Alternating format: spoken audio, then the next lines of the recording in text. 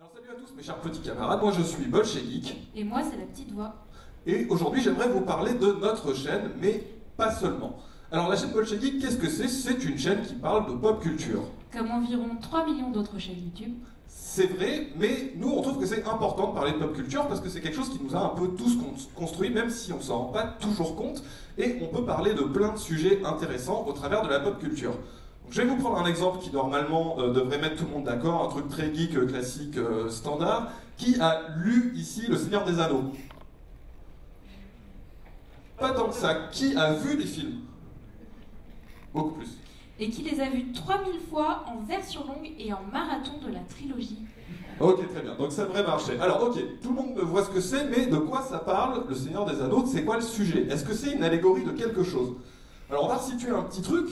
C'est que Le Seigneur des Anneaux, ça a été écrit sur une douzaine d'années, à partir de la fin des années 30 et pendant les années 40. Et ça raconte quoi? Ça raconte l'histoire d'un tyran qui monte à l'Est, et il y a des gens qui ont essayé de prévenir que c'était en train de se produire et qu'il fallait faire quelque chose, mais on ne les a pas écoutés, du coup c'est la guerre totale, et il attaque tout le monde avec ses armées pour réduire tout le monde en esclavage.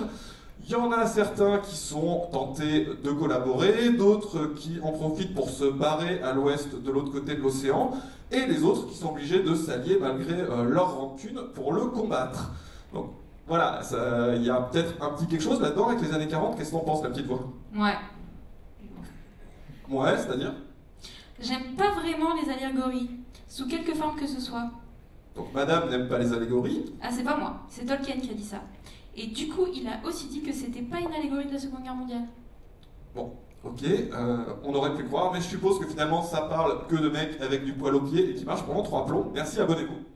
Non mais attends. Le reste de la citation, c'est « Beaucoup confondent la pertinence avec l'allégorie, mais le premier réside dans la liberté du lecteur et le second dans la domination consciente de l'auteur. » Donc, ça veut dire qu'on peut considérer que ça a été influencé par le contexte de la Seconde Guerre mondiale et que d'une certaine façon, ça en parle assez bien. Ouais, ou alors ça parle d'écologie, les humains qui ont perdu le contact avec la nature, contrairement aux elfes, les orques qui détruisent tout avec leurs fourneaux et leur métal. Oui, c'est juste complètement contre le progrès et ça parle de l'ancien monde, c'était tellement mieux, il faut rétablir la monarchie et les belles valeurs chrétiennes, parce que Tolkien était très chrétien quand même. Ouais, ou alors ça parle de solidarité entre les peuples, ceux qui oublient leur rancune et qui les mettent de côté pour se battre contre un ennemi commun. Oui, aussi on peut dire que c'est raciste, parce que quand même le Seigneur des Anneaux, ça parle de races supérieures pures qui se battent contre des races dégénérées. On a tous les blancs gentils à l'Occident, comme ça, qui vont se battre contre la menace qui vient à l'Ouest de gens avec des peaux un peu bronzées, et qui sont alliés à des humains qui viennent soit plus à l'Est, soit du Sud, avec leurs turbans et leurs olifants. Ouais, enfin on peut tout autant en tirer un truc progressiste, parce que dans le Seigneur des Anneaux, c'est quand même les petites gens qui sauvent le monde des conneries des puissants. Hein. C'est vrai, et puis il y a tout un propos sur le pouvoir qui corrompt, et que même si tu veux le prendre pour faire le bien, ça va te rendre mauvais. On peut penser aussi que ça parle de l'argent, de la richesse qui est fétichisée, voilà, mon précieux, etc. C'est un truc qu'on retrouve aussi dans le Hobbit avec les nains, et avec Smaug qui entasse son trésor, etc. Voilà, l'avidité qui corrompt. Ouais, enfin, tu sais, il y a un mec qui a dit je regarde à l'est, à l'ouest, au nord, au sud, je ne vois pas de Sauron, mais je vois que Saruman a eu bien des descendants.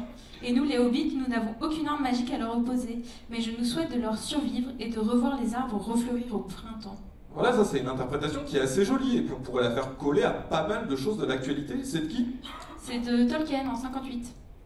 Donc voilà, Tolkien, le mec dit qu'il est contre les allégories, mais par contre, pardon, je me dépêche, mais il se permet quand même d'utiliser sa propre mythologie pour parler de choses de son époque, comme quelque chose de pertinent, et pas juste une seule allégorie qui veut dire un truc précis. Et c'est pour ça que nous, on trouve qu'il y a énormément de sujets qu'on peut traiter avec des œuvres de la pop culture.